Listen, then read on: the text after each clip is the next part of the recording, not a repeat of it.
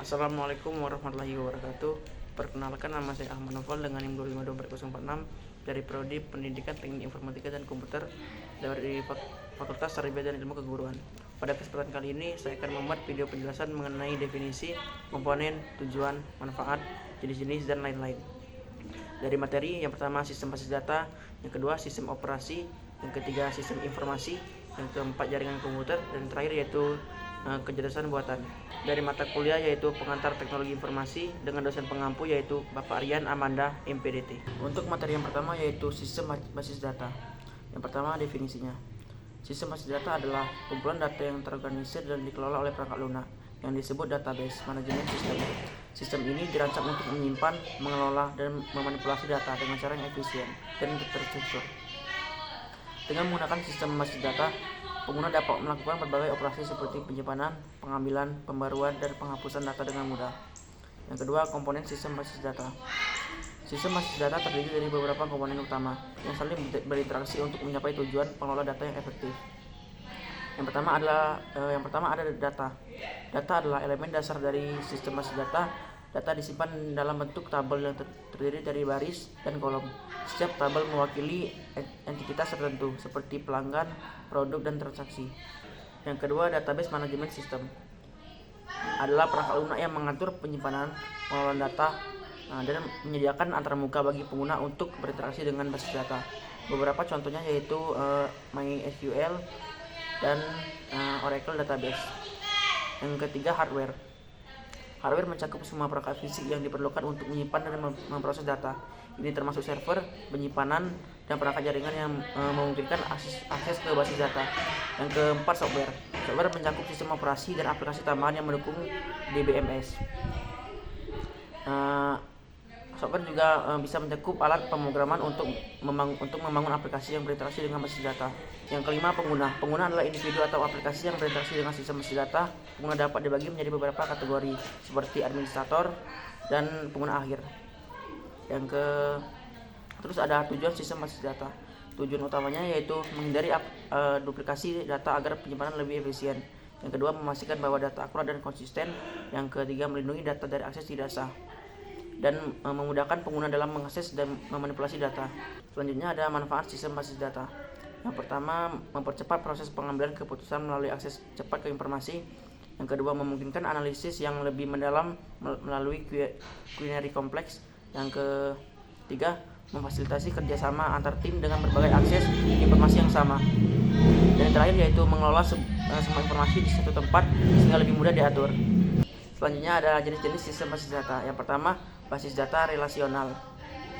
Basis data ini menyimpan data dalam tabel-tabel yang saling berhubungan. Contohnya DBMS relasional termasuk MySQL dan PostgreSQL. Yang kedua, basis data non-relasional. Basis data ini dirancang untuk menangani volume besar data tidak terstruktur dan semi terstruktur. Contohnya termasuk MongoDB dan Cassandra. Yang ketiga, basis data terdistribusi. Basis data ini menyimpan data di beberapa lokasi fisik tetapi tetap terlihat sebagai atau kesatuan bagi pengguna. Yang keempat, basis data hierarkis. Model ini menyimpan data dalam struktur pohon di mana setiap entitas memiliki satu orang tua. Dan yang terakhir yaitu basis data objek. Sistem ini menyimpan informasi dalam bentuk objek seperti dalam pemrograman berorientasi objek. Jadi kesimpulannya, sistem basis data merupakan komponen penting dalam pengelolaan informasi di era digital saat ini. Dengan memahami definisi, komponen, tujuan, manfaat, dan jenisnya, kita dapat lebih menghargai peran vitalnya dalam mendukung operasi bisnis serta pengambilan keputusan yang berbasis data. Materi yang kedua yaitu sistem operasi. Definisi sistem operasi adalah perangkat lunak yang berfungsi sebagai penghubung antara pengguna dan perangkat keras komputer. OS mengolah semua sumber daya perangkat keras dan perangkat lunak di dalam sistem komputer, memastikan bahwa berbagai program dapat berjalan secara bersamaan tanpa saling mengganggu. OS juga menyediakan antarmuka yang memungkinkan pengguna berinteraksi dengan komputer melalui perintah atau aplikasi. Terus ada komponen sistem operasi. Yang pertama ada kernel. Kernel adalah bagian inti dari sistem operasi yang bertanggung jawab untuk mengelola sumber daya sistem. Ini termasuk manajemen memori, proses, dan perangkat keras. Kernel beroperasi di tingkat rendah dan berfungsi mengatur komunikasi antar perangkat keras dan perangkat lunak. Yang kedua ada manajemen proses. Manajemen proses mengatur eksekusi program di dalam sistem. Ini mencakup pembuatan, penjadwalan, dan penghentian proses. OS memastikan bahwa setiap proses mendapatkan waktu CPU yang adil dan mengelola konteks switching atau proses untuk efisiensi. Yang ketiga ada manajemen memori. Komponen ini bertanggung jawab untuk mengalokasikan dan mendeklarasikan memori untuk aplikasi yang sedang berjalan. Manajemen memori juga melibatkan pengaturan memori vital, paging, dan segmentasi untuk meningkatkan efisiensi penggunaan memori. Yang keempat ada sistem file. Sistem file adalah cara OS menyimpan dan mengorganisirkan data di dalam penyimpanan. Ini mencakup pengaturan rektori, pengelola file, serta kontrol akses terhadap data. Sistem file ini memungkinkan penggunaan untuk menyimpan, mengambil, dan mengelola informasi dengan mudah. Yang kelima ada antarmuka pengguna. Antarmuka pengguna adalah komponen yang memungkinkan penggunaan berinteraksi dengan sistem operasi. UI dapat berupa antarmuka berbasis teks atau antarmuka grafis. GUI lebih umum digunakan saat ini karena lebih intuitif dan mudah dipahami oleh pengguna. Yang keenam ada manajemen perangkat. Komponen ini bertanggung jawab untuk mengelola input atau output dari perangkat keras seperti keyboard, mouse, printer, dan disk drive. OS menggunakan driver perangkat untuk berkomunikasi dengan perangkat keras tersebut. Terus ada 7 sistem operasi. Yang pertama bertujuan untuk mengoptimalkan penggunaan sumber daya komputer seperti CPU, memori, dan perangkat. Yang kedua memudahkan interaksi pengguna dengan komputer melalui antarmuka yang ramah pengguna. Yang ketiga melindungi data dan sumber daya dari akses tidak sah serta menjaga integrasi sistem. Yang keempat memungkinkan beberapa aplikasi berjalan secara bersamaan tanpa saling mengganggu. Dan yang terakhir yaitu mengelola kesalahan dan mencegah crash sistem. Selanjutnya ada manfaat sistem operasi. Yang pertama mengoptimalkan penggunaan sumber daya sehingga aplikasi dapat berjalan dengan cepat. Yang kedua menyediakan lapisan keamanan untuk melindungi data penting. Yang ketiga antarmuka yang user friendly membuatnya lebih mudah bagi pengguna untuk belajar menggunakan komputer. Yang keempat memungkinkan berbagai aplikasi berjalan di atas platform yang sama. Yang terakhir yaitu memudahkan penyimpanan dan pengambilan data melalui sistem file yang terstruktur. Terus ada jenis-jenis sistem operasi. Yang pertama sistem operasi desktop. Contohnya Windows, macOS, dan Linux. Digunakan pada komputer pribadi dan laptop. Yang kedua sistem operasi mobile. Seperti contohnya Android dan iOS. Dirancang khusus untuk perangkat mobile seperti smartphone dan tablet.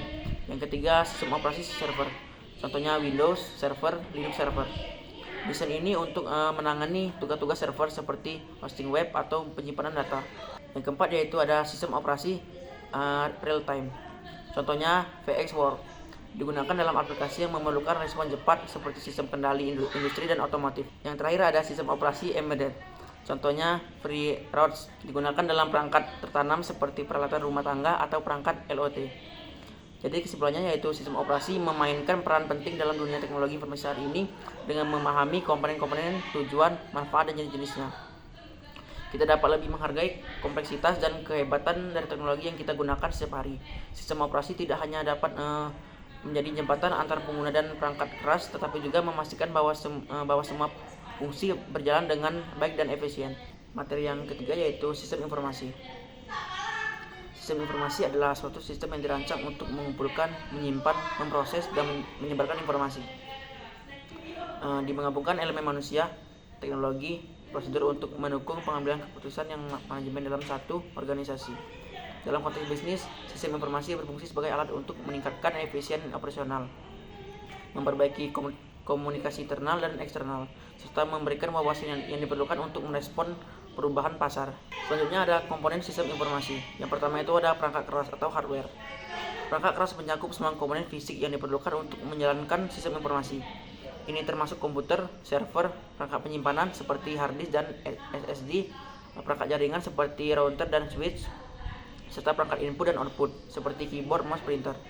Perangkat keras ini berfungsi sebagai fondasi bagi perangkat lunak dan data yang akan diproses. Yang kedua ada perangkat lunak atau software. Perangkat lunak adalah program yang dijalankan pada perangkat keras ini. Terbagi menjadi dua kategori utama. Yang pertama itu sistem operasi atau perangkat lunak yang mengelola perangkat keras dan menyediakan platform bagi aplikasi untuk berjalan. Yang kedua ada aplikasi atau program yang dirancang untuk memenuhi kebutuhan spesifik pengguna atau organisasi, seperti perangkat lunak, akuntansi, manajemen proyek, atau sistem manajemen hubungan pelanggan atau CRM. Yang ketiga ada data. Data adalah informasi mentah yang dikumpulkan oleh sistem informasi. Data ini dapat berupa angka, teks, gambar, atau suara. Dalam konteks bisnis, data seringkali mencakup informasi tentang pelanggan, transaksi penjual, interface produk, dan lainnya. Data yang terorganisir dengan baik dapat diolah menjadi informasi yang berguna untuk pengambilan keputusan. Yang keempat ada prosedur. Prosedur adalah langkah-langkah atau kebijakan yang ditetapkan untuk mengelola data dan informasi dalam sistem. Prosedur ini mencakup cara pengumpulan data, pemrosesan data, serta distribusi informasi kepada penggunaan akhir. Prosedur yang jelas dan terstandarisasi membantu memastikan konsistensi dan akurasi dalam pengelola informasi. Yang kelima ada manusia. Komponen manusia mencakup semua individu yang terlibat dalam penggunaan dan pengelolaan sistem informasi. Ini termasuk penggunaan akhir seperti karyawan, analisis sistem, dan pengembangan perangkat lunak, dan manajemen proyek. Keterampilan dan penggunaan manusia saling penting dalam memastikan bahwa sistem informasi berfungsi dengan baik. Yang selanjutnya ada tujuan sistem informasi. Yang pertama, memberikan informasi yang akurat dan tepat waktu untuk membantu manajer dalam membuat keputusan yang strategis. Yang kedua ada mengotomatiskan proses bisnis untuk mengurangi waktu dan biaya operasional. Yang ketiga, mengumpulkan dan menyimpan data yang diperlukan untuk analisis lebih lanjut. Yang keempat, memfasilitasi komunikasi antara berbagai bagian organisasi melalui akses informasi yang cepat. Dan yang terakhir yaitu dengan akses ke data pelanggan yang akurat, organisasi dapat meningkatkan kualitas layanan mereka. Terus ada manfaat sistem informasi. Yang pertama, dengan data yang tepat dan analisis mendalam, manajer dapat membuat keputusan berdasarkan fakta daripada asumsi. Yang kedua, proses otomatisasi mengurangi bahan kerja manual sehingga karyawan dapat fokus pada tugas-tugas strategis lainnya. Yang ketiga, organisasi dapat merespon perubahan pasar dengan cepat berkat akses informasi real time. Dan yang terakhir yaitu memungkinkan organisasi untuk menganalisis tren dan pola dalam data guna perencanaan masa depan. Terus ada jenis-jenis sistem informasi. Yang pertama, sistem informasi manajemen. Sistem ini digunakan untuk mendukung manajemen dalam pengambilan keputusan sehari-hari. SIM mengumpulkan data dari berbagai sumber dan menyajikan dalam bentuk laporan atau dashboard. Yang kedua ada sistem informasi transaksi atau SIT. SIT dirancang untuk menangani transaksi sehari-hari dalam organisasi. Contohnya termasuk sistem kasir di toko retail atau sistem pemrosesan pesanan di restoran. Yang ketiga adalah sistem pendukung keputusan atau SPK. SPK membantu manajer dalam membuat keputusan berdasarkan analisis data. Ini sering digunakan untuk dalam situasi kompleks di mana banyak variabel harus dipertimbangkan. Yang keempat ada sistem informasi eksekutif atau EIS. EIS menyediakan informasi ringkas bagi eksekutif untuk pengambilan keputusan strategis. EIS biasanya menyajikan data dalam format visual seperti grafik atau tabel. Terus ada sistem informasi geografis atau SIG. SIG digunakan untuk mengumpulkan, menyimpan, menganalisis dan mempresentasikan data geografis atau spasial. Ini berguna dalam perencanaan kota, pemetaan sumber daya alam, dan analisis lingkungan. Jadi kesimpulannya yaitu sistem informasi adalah alat vital bagi organisasi modern untuk meningkatkan efisiensi operasional dan mendukung pengambilan keputusan strategis. Dengan memahami komponen dasar dari sistem informasi, strategi dan manfaatnya, organisasi dapat memanfaatkan teknologi secara efisien. Materi selanjutnya yaitu jaringan komputer. Jaringan komputer adalah kumpulan komputer dan perangkat terkait yang terhubung melalui media komunikasi untuk bertukar data dan berbagi sumber daya. Menurut Kamus Besar Bahasa Indonesia, jaringan komputer diartikan sebagai sekumpulan komputer yang saling terhubung melalui sarana komunikasi. Jaringan ini memungkinkan pengguna untuk berinteraksi dan berkomunikasi dengan sesama pengguna, baik dalam konteks bisnis, pendidikan, maupun hiburan. Terus ada komponen jaringan komputer. Yang pertama, perangkat keras atau hardware. Ini mencakup semua perangkat fisik yang diperlukan dalam jaringan seperti komputer, router, switch, modem, dan perangkat penyimpanan. Yang kedua ada perangkat lunak atau software. Program yang digunakan untuk mengelola jaringan dan memfasilitasi komunikasi antar perangkat. Ini termasuk sistem operasi jaringan dan aplikasi yang mendukung fungsi jaringan. Yang ketiga ada data. Informasi yang dikumpulkan dan dibagikan melalui jaringan Data bisa berupa file, dokumen, atau informasi lainnya yang diperlukan oleh pengguna. Yang keempat ada protokol, aturan dan standar yang mengatur cara perangkat dalam jaringan berkomunikasi satu sama lain. Contoh protokol termasuk TPC atau HTTP. Yang kelima ada pengguna, individu atau kelompok yang menggunakan jaringan untuk berkomunikasi dan berbagi informasi. Pengguna bisa berupa klien yang menerima layanan atau peladen atau server yang menyediakan layanan. Terus ada tujuan jaringan komuter. Yang pertama, memungkinkan pengguna untuk berkomunikasi secara efektif melalui berbagai metode seperti email, pesan instan, atau video conference. Yang kedua ada memungkinkan pengguna untuk berbagi perangkat keras seperti printer, perangkat lunak, dan data. Yang ketiga, mengotomatiskan proses bisnis untuk mengurangi waktu dan biaya operasional. Dan yang terakhir yaitu memudahkan pengumpulan data analisis data dari berbagai sumber dalam satu platform. Terus ada manfaat jaringan komputer. Yang pertama, memudahkan berbagi sumber daya seperti printer, file, dan aplikasi di antara pengguna dan dalam jaringan. Yang kedua, meningkatkan kemampuan berkomunikasi antar individu atau tim lokasi yang berbeda. Yang ketiga, dengan akses cepat ke informasi sumber daya, karyawan dapat bekerja lebih efisien. Yang keempat, jaringan memungkinkan pengguna hak asasi untuk melindungi data sensitif dari akses tidak sah. Yang terakhir yaitu mengurangi biaya pengembangan dan pemeliharaan dengan memanfaatkan infrastruktur yang ada. Terus ada jenis-jenis jaringan komputer. Yang pertama, LAN atau Local Area Network. Jaringan lokasi yang mencakup area kecil seperti rumah atau kantor. LAN biasanya memiliki kecepatan transfer data tinggi dengan biaya investasi yang rendah. Yang kedua ada MAN atau Metropolitan Area Network. Jaringan yang mencakup area lebih luas daripada LAN, biasanya dalam satu kota atau daerah yang metropolitan. Yang ketiga ada WAN, Wide Area Network, atau jaringan yang mencakup area geografis yang sangat luas, seperti negara atau benua. Contohnya adalah internet. Yang keempat ada PAN atau Personal Area Network. Jaringan kecil yang digunakan untuk menghubungkan perangkat pribadi dalam jarak dekat, seperti smartphone ke laptop. Yang ketiga ada VPN atau Virtual Private Network, atau jaringan pribadi yang menggunakan koneksi internet publik untuk menghubungkan pengguna secara aman. Terus ada cara kerja jaringan komputer. Jaringan komputer bekerja dengan menghubungkan sejumlah komputer melalui entitas yang disebut node. Node ini bisa berupa modem, hub, switch, atau peralatan terminal dari data lainnya. Setiap node mengikuti protokol tertentu untuk mentransmisikan dan menerima data. Terus ada proses kerja. Ketika sebuah komputer ingin mengirimkan data ke komputer lain di jaringan, data tersebut akan dipecah menjadi paket-paket kecil. Jadi kesimpulannya yaitu jaringan komputer merupakan elemen penting dalam dunia digital saat ini. Dengan memahami definisi, komponen, tujuan, manfaat, dan jenis-jenisnya, kita dapat lebih menghargai peran vitalnya dalam meningkatkan efisiensi operasional serta mendukung komunikasi di berbagai sektor kehidupan. Implementasi jaringan komputer tidak hanya memfasilitasi pertukaran informasi, tetapi juga memungkinkan kolaborasi yang lebih baik antar individu dan organisasi di seluruh dunia. Materi yang terakhir yaitu kecerdasan buatan.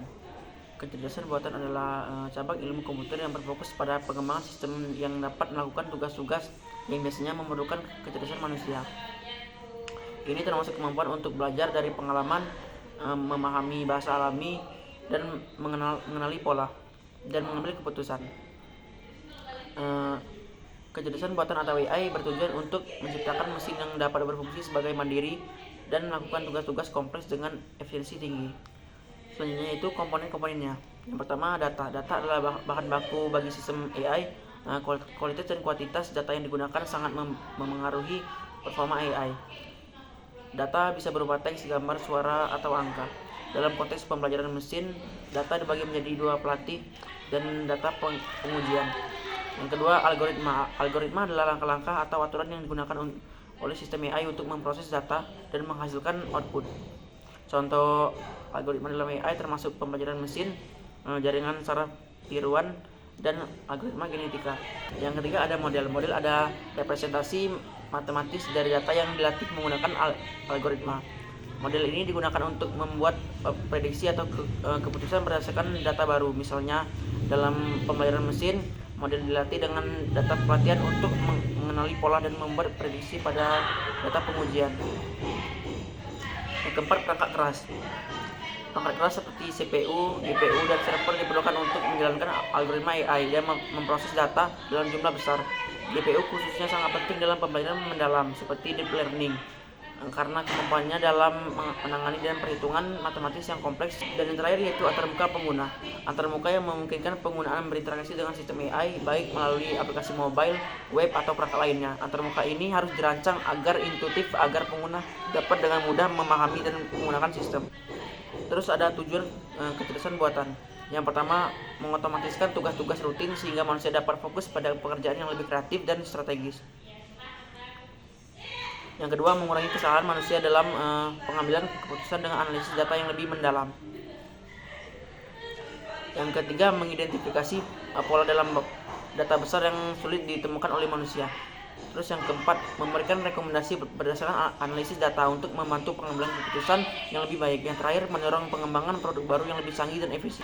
Terus ada manfaatnya. Yang pertama, AI dapat memproses dan menganalisis data dalam jumlah besar dengan cepat, memungkinkan pengambilan keputusan yang lebih tepat waktu. Dan kedua, dengan kemampuan untuk mengotomatiskan tugas-tugas berulang, AI menghemat waktu dan biaya operasional. Yang ketiga, dalam sektor bisnis, AI dapat digunakan untuk memberikan pengalaman pengguna yang lebih profesional berdasarkan perilaku yang preferensi pelanggan. Misalnya, platform komersial menggunakan AI untuk merekomendasikan produk kepada pelanggan berdasarkan riwayat belanja mereka. Yang keempat, AI mendorong inovasi dengan menciptakan produk baru yang lebih canggih seperti mobile otonom dan asisten virtual seperti Siri atau Google Assistant. Yang kelima, dalam bidang keamanan siber, AI digunakan untuk mendeteksi ancaman dan serangan secara real time dengan menganalisis pola perilaku jaringan. Dan yang terakhir yaitu dengan otomatisasi proses bisnis, perusahaan dapat mengurangi biaya tenaga kerja dan meningkatkan efisiensi operasional. Terus ada jenis-jenisnya. Yang pertama, AI sempit atau narrow AI. Sistem AI yang dirancang untuk melakukan tugas tertentu dengan baik seperti chatbot atau sistem rekomendasi film di platform streaming. Yang kedua ada AI umum atau general AI. Sistem AI yang memiliki kemampuan kognitif setara dengan manusia dalam berbagai tugas. Saat ini general AI masih dalam tahap penelitian dan pengembangan. Terus yang ketiga ada AI super atau supplementary AI. Konsep hipotetik di dalam sistem AI memiliki kecerdasan jauh di atas manusia dalam semua aspek kognitif. Ini masih menjadi topik diskusi di kalangan ilmuwan dan futuristis. Yang keempat ada pembelajaran mesin atau machine learning, subset dari AI yang memungkinkan sistem belajar dari data tanpa pemrograman eksplisit.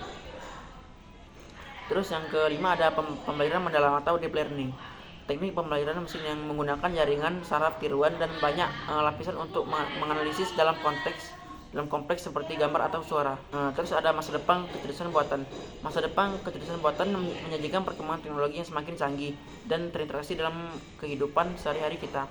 Dengan kemajuan dalam perkembangan mendalam, pemrosesan bahasa alami, dan robotika, kita mungkin akan melihat aplikasi baru di berbagai sektor industri, serta peningkatan interaksi antara manusia dan mesin. Jadi kesimpulannya itu kecerdasan buatan adalah teknologi revolusioner dengan potensi besar untuk mengubah cara kita bekerja dan hidup sehari-hari.